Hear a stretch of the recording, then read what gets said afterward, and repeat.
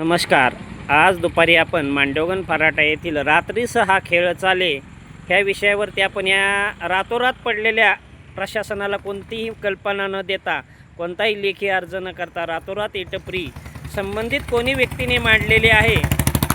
मांडवगण फराटा येथे असं धाडस करताना मात्र ग्रामपंचायत प्रशासनातील कोणी सदस्याचा याला छुपा आशीर्वाद तर नाही ना, अशी चर्चा सध्या मांडवगण फराटामध्ये सुरू झालेली आहे.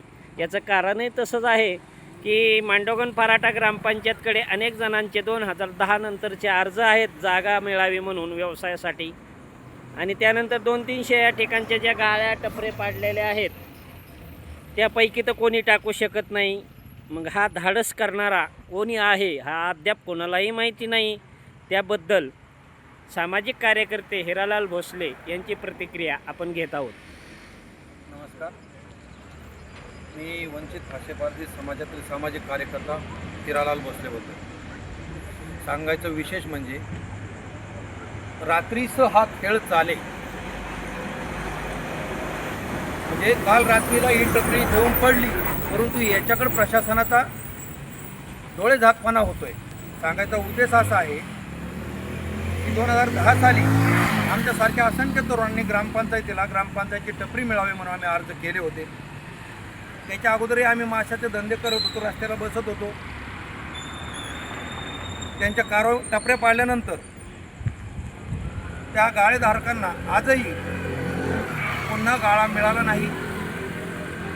त्यांनी ते गाळे न मिळाल्यामुळे खाजगी गाळे ज्याचं भाडं 10 ते 5 हजार रुपये असू शकतं अशा पद्धतीचे गाळे करून ते आपले व्यवसाय कसतरी करत आहेत.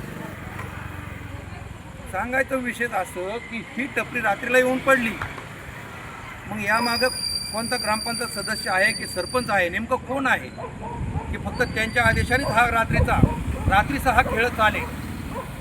तो फक्त सामान्य नागरिकांसाठी त्यांचा नियम कायदा लागू आहे, मात्र यांच्यासाठी नाही.